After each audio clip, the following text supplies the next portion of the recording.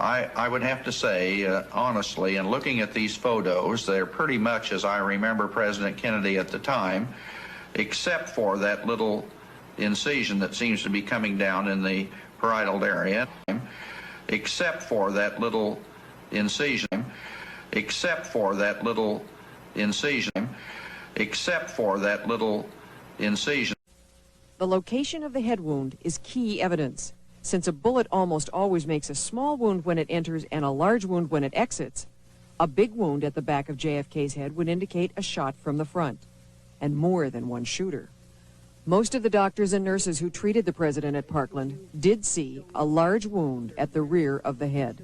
Dr. Robert McClelland. It was in the right back part of the head, very large. Nurse Audrey Bell. There was a massive wound at the back of his head.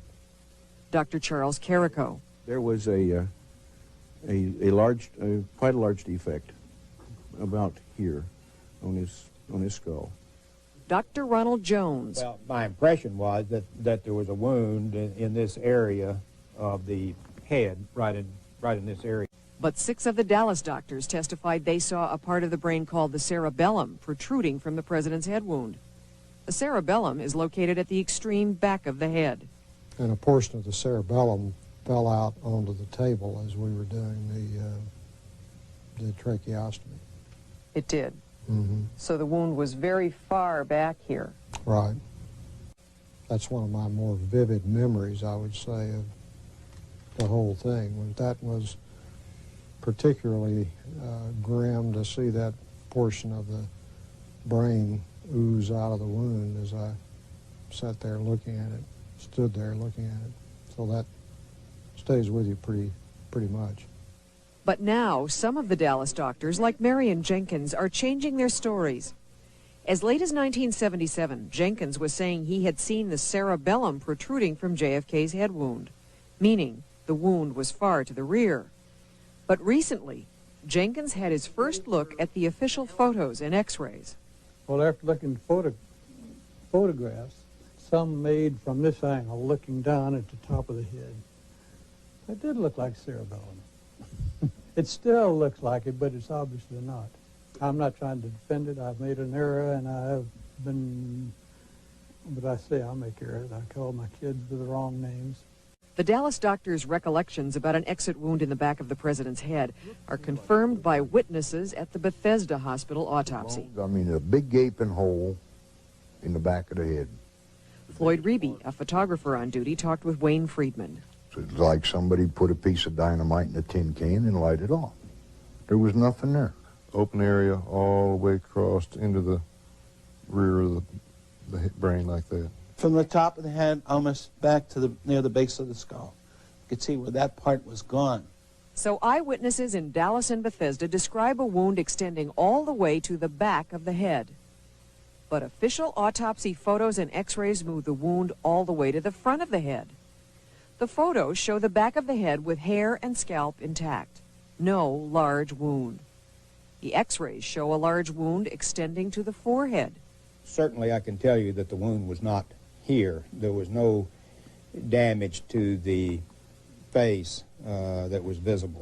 What about the official photos and x-rays? We showed them to the 3 eyewitnesses to JFK's autopsy. Photos and x-rays not available to the public since the assassination, but recently obtained by the press. Gerald Custer took the x-rays that night.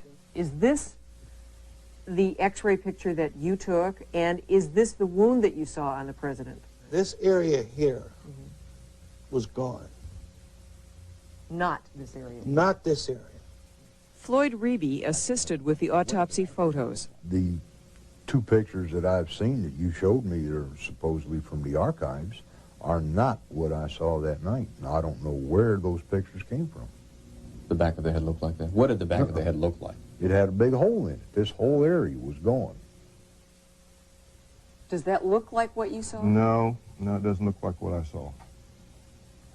This would be a lesser of a wound than what I saw. I saw a lot worse wound that extended way back into this area here. Was the president's hair and scalp like that? No. What was it like? This part of the head was gone. There was no scalp there. Are you telling me that this is not? I don't believe so.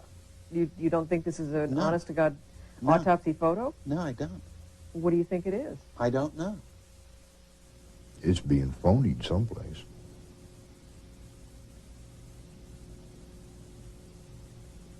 It's make-believe.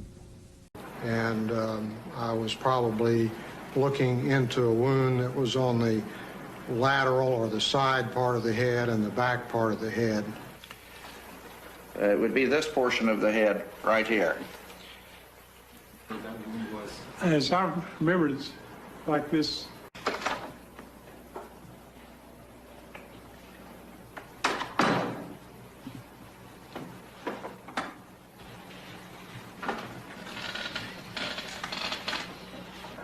I would have to say, honestly, in looking at these photos, they're pretty much as I remember President Kennedy at the time, except for that little incision that seems to be coming down in the parietal area. On looking at the photographs, I could envision that an incision might have been made in order to pull the scalp back to expose this bone to make a photograph of that area. Perhaps this explains the surgery to the head area the FBI mentioned. I find no discrepancy between the wounds as they're shown very vividly in these photographs and what I remember very vividly. That it was a very large... But do the doctor's assertions that they saw no altered wounds clear up the issue? ...side of the head that I had described earlier. The drawings suggest what many of the photos examined by the doctors in Nova show, a large wound about this size and location. But what about this photo, which shows what appears to be only a small entry wound in the back of Kennedy's head? Dr. McClellan speculates.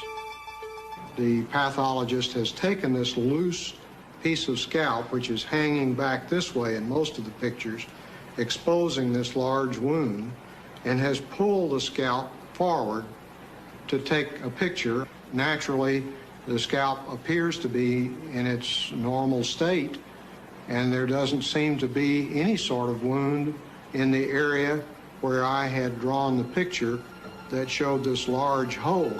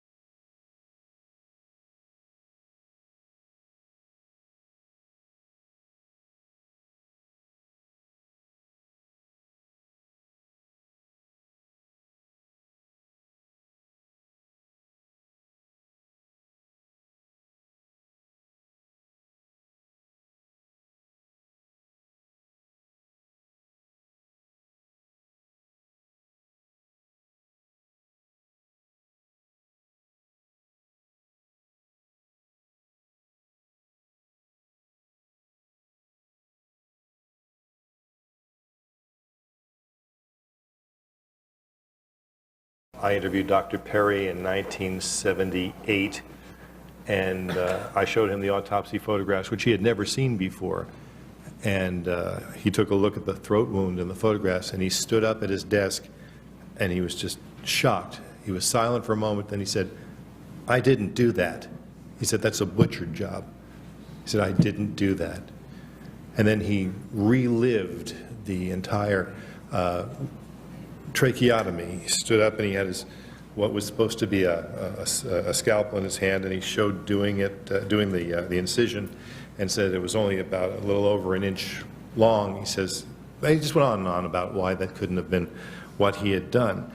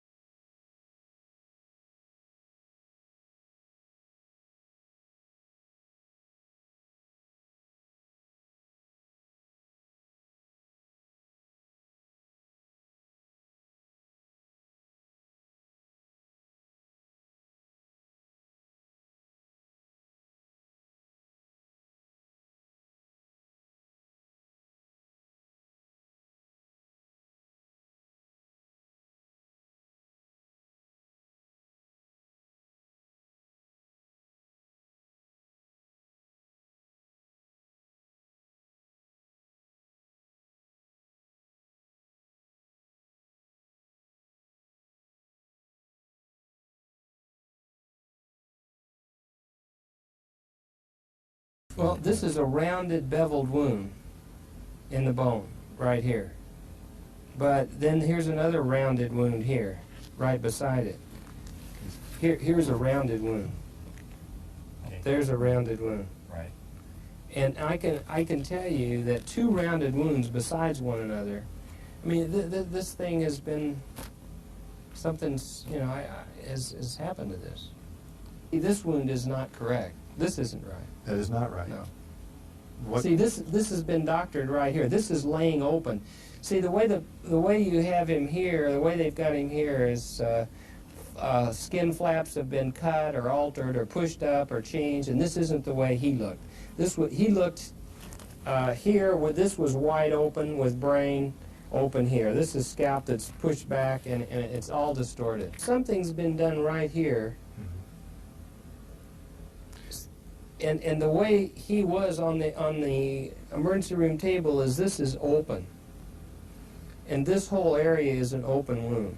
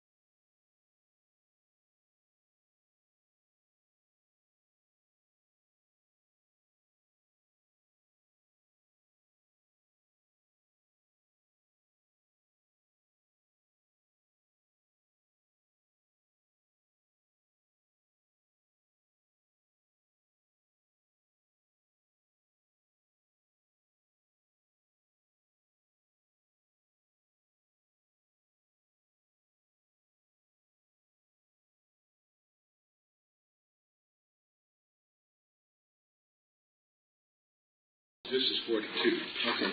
We were wondering if that had been the issue. No, it's no wound.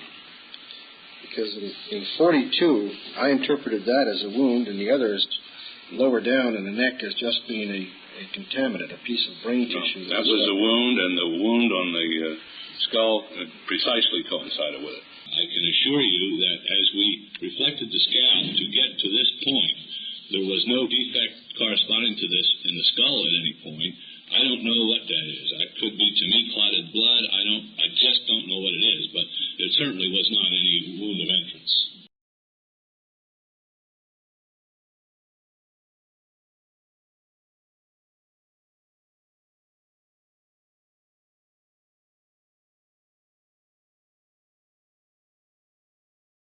Number 45.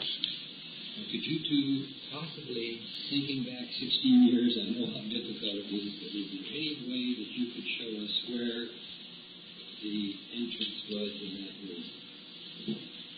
I don't believe it's depicted in that picture.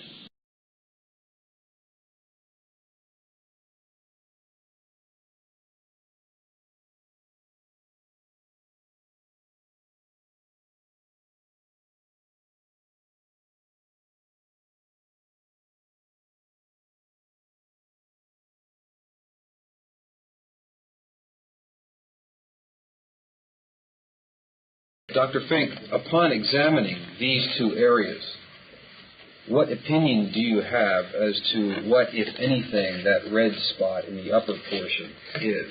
I don't know what that is. How are these photographs identified as coming from the autopsy of President Kennedy?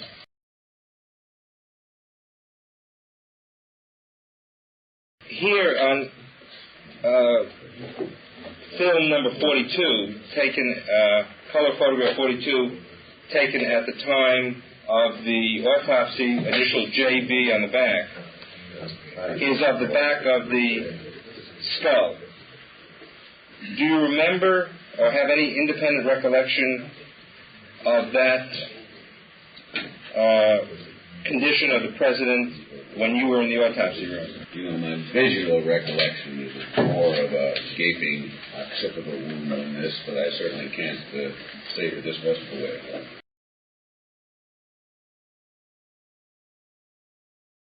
When I first saw the pictures of the president's body, so-called wounds, what really struck me was especially the head wound. They showed a nice little neat round bullet hole in the back of his head. Well, actually what I saw was the whole side of his head blown off. It was gone. I don't know where those things came from, but they're totally wrong. Every one of them.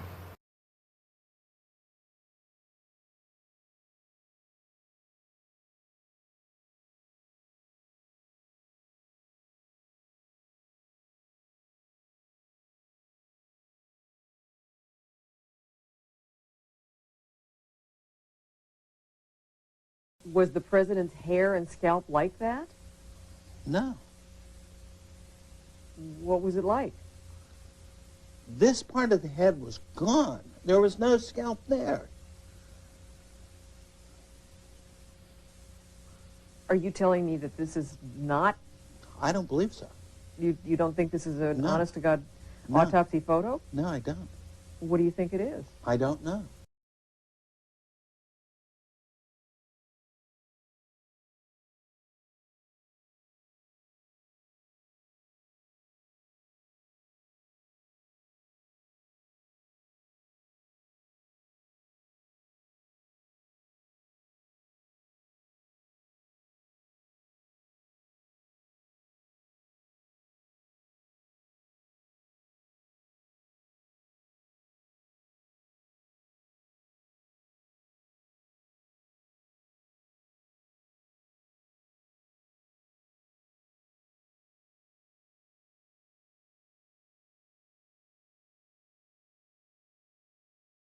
The two pictures that I've seen that you showed me that are supposedly from the archives are not what I saw that night. Now, I don't know where those pictures came from. The back of the head looked like that? What did the back of the head look like? It had a big hole in it. This whole area was gone. It's being phonied someplace.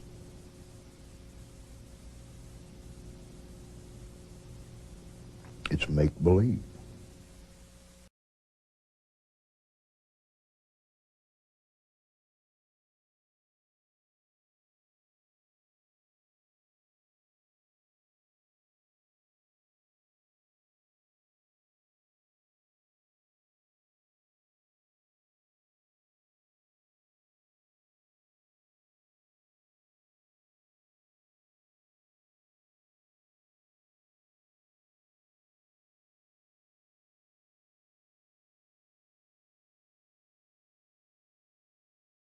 Pictures you have seen of the back of the head.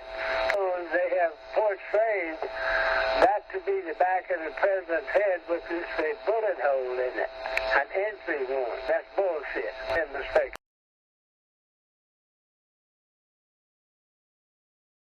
Is that a photograph or is that a drawing? You know, and I'm no expert by a long way, but my impression when I look at that is that it's a good medical illustration.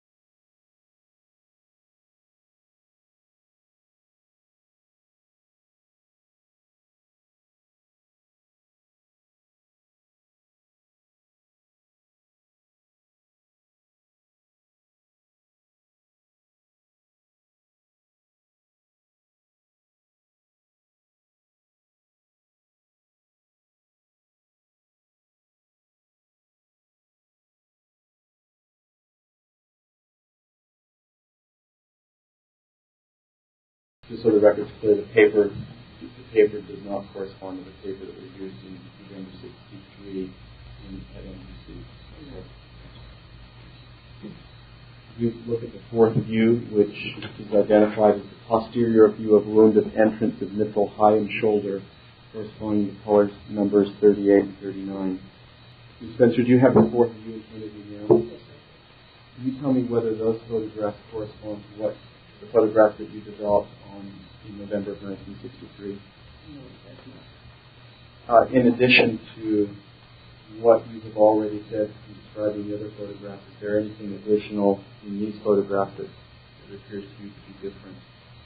They're using a measuring device, which I don't remember in any photographs that we produced. And I don't remember any hands on the president in the shots that we Now, could you look at the place on the back of President Kennedy's head that corresponds to where you identified a wound in the back of the head? Do you see that wound present in these photographs?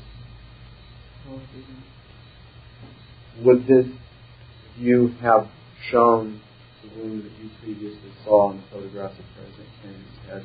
Yes, the wound that I see would have been. You described that as very roughly the cowlick area. Would that be fair to say?